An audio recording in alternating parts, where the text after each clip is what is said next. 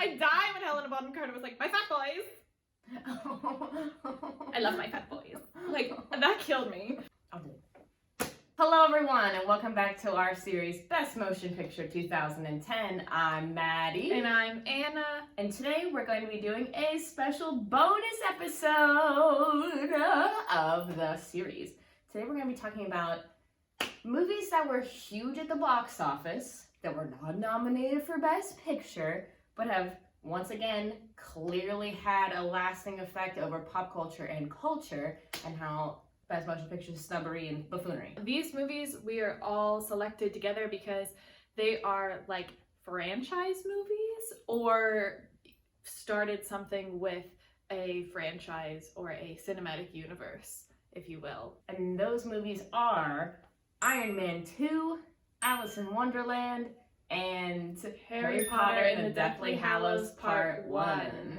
This episode, we're not giving scores and stuff. It's a bonus. Bonus episode. So don't expect scores. Yeah. Or like... No MFD. Yeah. Okay? This was my first time watching Iron Man 2. Okay. I've never seen any of the Iron Mans. Not even one? If I watched one, it was like on TNT or TBS, and I was not paying attention, and there were commercials, and I didn't like it. I saw Iron Man 2 in theaters twice. I saw Iron Man 1 in theaters once. I did not see Iron Man 3 in theaters 3 times. I saw it 0 times. I'm not a fan of Tony Stark. That's fine. Understandable. So I was not watching his standalone movies, especially since it was basically like pre-MCU. Black Widow is in this one, but give me Thor, give me Steve Rogers, give me other f***ing people, please. 2010's Tony Stark, like, this really was, it's been so different from where Marvel is now. Oh, yeah. Holy moly! First, I didn't realize that Scarlett Johansson was going to be playing like almost like a spy in this. And it confused me because we had literally just seen Black Widow like last week. But like her being a plant in Stark Industries and like working for him as like her cover, I was like, huh? She was an agent of S.H.I.E.L.D. Yeah, like I was just like, what? And then also her face, like, looks so different. Cause guess how old she was in the movie? Guess how old real ass Scarlett Johansson was? 25. Scarlett Johansson, that wig is terrible. Holy crap. One of the worst wigs in the MCU. Jesus Christ. Wowie zowie, this one stunk. Sam Rockwell was in this movie, which I was like, wait, what? Huh? And then he was an asshole, and I was like, meh. He's always an asshole, but he has to be an endearing asshole. No. Sam Rockwell. Ah, I love him. Me too. I'm like, he has to have a heart. This guy was straight up like just like, I'm the bad guy. Justin Hammer, name says it all. Yeah. I saw a tweet and I sent it to the Silly Sickos account. This movie was straight up black and white. He's like, Mickey Rourke was like, I'm the Russian bad guy whose father betrayed my father. It's my board. Yeah. I'm McDrone. Very blockbuster. You don't ask for Iron Man, you ask for Iron Man's. It's better. Tony Stark good, these guys bad, my stinky smelly ass. Like, that's Iron Man 2. That's Iron Man 2. And then suddenly he created a new element. And I think I could see, like, okay, Iron Man 2 was 2010. Then the first Avenger, like Captain America, was 2011. Yeah. And then Avengers was 2012. And like, we had Thor in between that too. Yeah, we did. I like Thor 1. Yeah, Thor 1 was fine. Oh yeah, Thor 2 was 2013. Dark World, I fell asleep in the theaters. Yeah. I guess Thor 1 was 2011 as well. Yeah, they started cranking them when they did it. Those early movies are so different from Marvel now.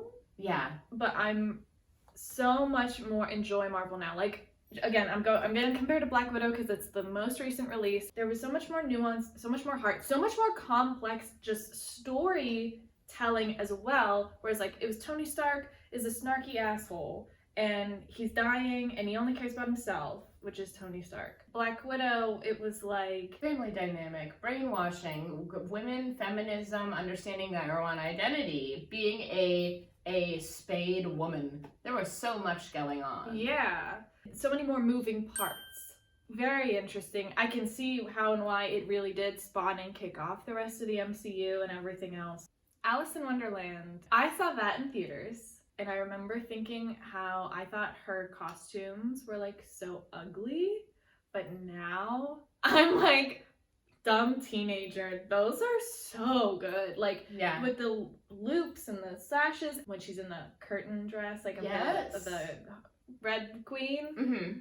I'm of Umbridge. Yeah. And like the asymmetricalness, and then the tulle, and then it becomes a like full ball gown when she shrinks back down. Like I remember liking that, but the blue one, I was like, that's stupid looking. This was my first time seeing this one. Okay. Because I remember, like, I don't know what reviews I was reading that people that were like, it's not good, blah blah blah this, blah blah blah that. But then like it was huge at Hot Topic. Yes. Watching it now, I'm like, this is not Alice in Wonderland, and this is not Through the Looking Glass. This is a different story. I even like read a critical response essay. I really, really liked it a lot as a young adult. I think I would have hated it as a young adolescent.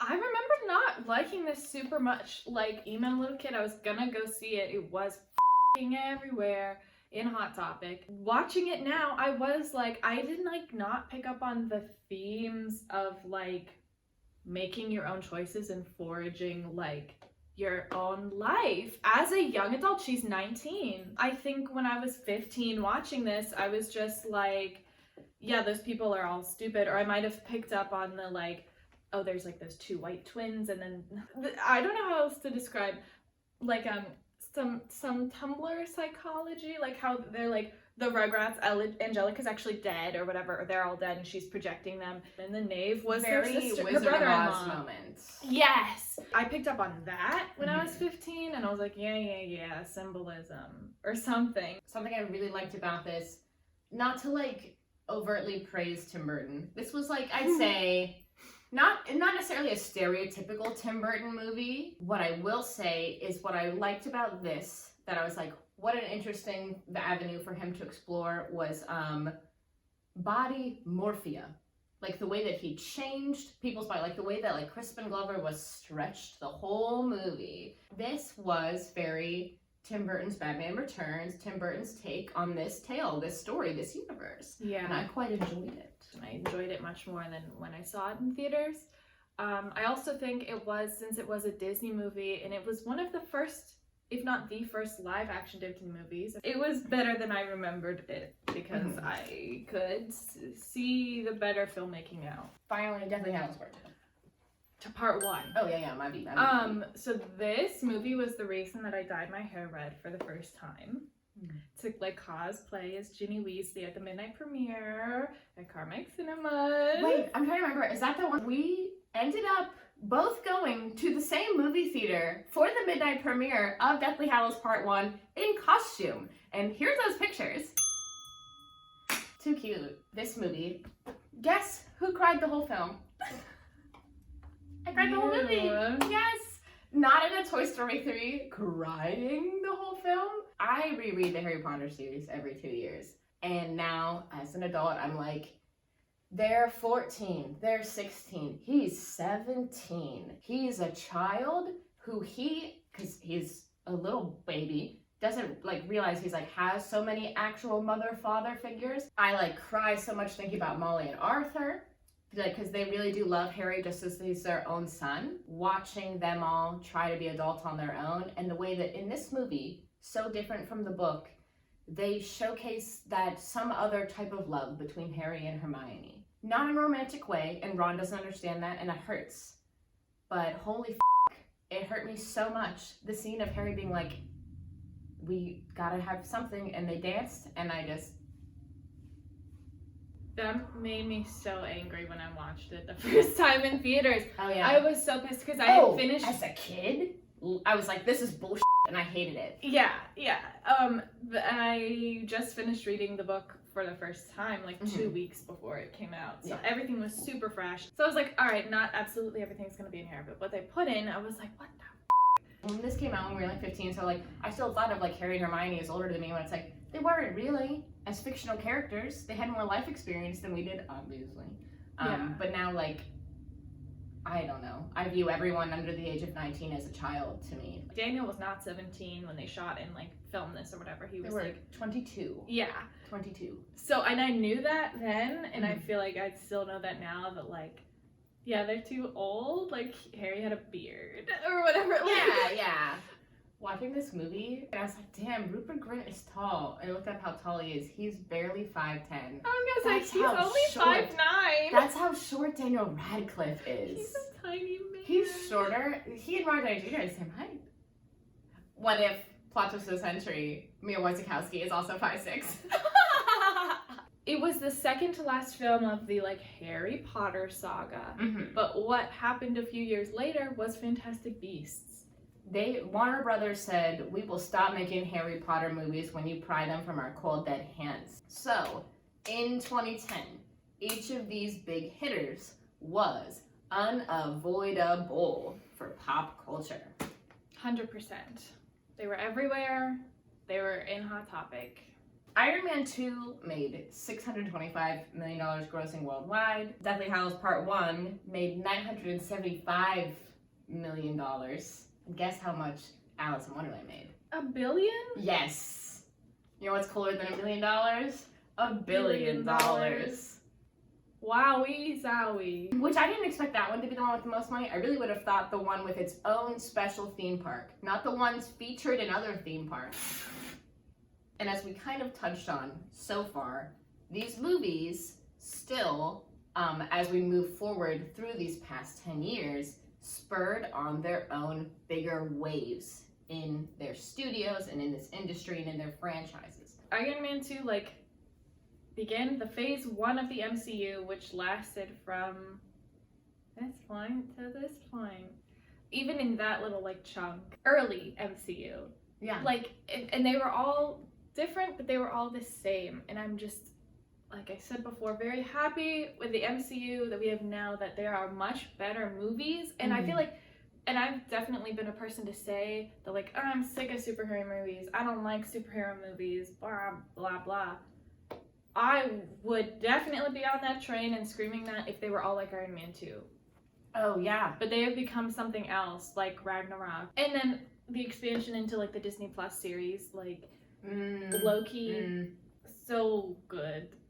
Falcon and the Winter Soldier, also, it had more nuanced themes. I know you're not going to watch it. This was the third release from the MCU period, and now we're on phase 8. So, Harry Potter, they still did not live up with those movies. It's the one that has its own theme park. There is Disney World, there is Disneyland, but the other two movies are just featured in those. The end-all be-all of our series here, Best Motion Picture 2010, is that the Academy isn't everything, and as movies age through time, they become significantly more irrelevant or prove that something that's super prestigious is not as good. Something that isn't as super prestigious has actually stood the test of time and been more relevant and more pertinent to art through time. I hope that sentence made sense. I think it did. Okay. What I'm trying to get at here is these movies people still watch and talk about. Even if Iron Man 2 ain't that good, it's still something that, like, it's the third MCU movie. So when people go through their rewatch, they're like, yeah, this one next. The Harry Potter weekends on Freeform for the past eon. And Alice in Wonderland we don't think is as much. But the live action movies, like, they would not be being produced if Alice in Wonderland had not made $1 billion, you know? Yeah. So, like, yeah, they might not be fantastic. Disney wouldn't be cranking them out if we weren't gobbling them up and stuffing our faces with them like little piggies, you know? Like, I'm feeding on that nostalgia. Take a look at the titles they have come out, or that they have selected to remake or whatever, spin off. Aside from Maleficent, who's based on a 1950s Sleeping Beauty, or Cruella, although there was the 90s reboot, that's from the 60s. Everything else, I'm pretty sure, has been like a Disney Renaissance movie that millennials and older Gen Z grew up with, loved, and so they want to... Aladdin, Beauty and the Beast, Little Mermaid's about to come out. The live action Disneys would not be coming out if this hadn't made $1 billion. Mulan, sorry. $1 billion. I was like, I'm forgetting one. mow freaking lawn. Yeah. Which no comment. We're not going to talk about that movie. The impact of this obviously had some effect, okay? Mhm. Now, granted though, are people revisiting Alice in Wonderland? Probably not so much. Mia, Wasikowska. where is she? Has anyone checked on her recently? I did a breeze on IMDb. It looks like she does like a little something every year or so, but like she was on the rise at this time. Not quite the same rise as Sam Worthington. May he rest in peace. But I thought you were gonna say it's Jennifer Lawrence. I Because don't this want is to talk about her. Even right, though Winter's we Bone. about to. She was in The Kids Are Alright, Mia, Mm-hmm. and this in the same year, and I'm just Johnny Depp. If you want to watch a Johnny Depp movie, you're not coming back to this or Helena Bonham Carter. Certainly not Anne Halfway. It all comes back to, is it still relevant today when we're doing this whole series? Next week, we're going to be talking about a movie that I have put off watching for years, and also nobody else ever talks about ever. I think we might be the last people to ever discuss Winter's Bone. And we are pairing it with something that is in its great, beautiful, wonderful renaissance. Do you recall? Oh, I recall. I can. It's a Twilight Saga movie, Eclipse. But that's gonna do it for this time. Yes. So thank you for tuning in. Let us know in the comments below what you think of these movies, if you saw them, if you give 2 popsicles about them. Yeah, 1 like equal 2 popsicle. Thank you so much for joining. We will see you in a couple weeks with the next episode. Thanks for joining in the bonus episode. Bye!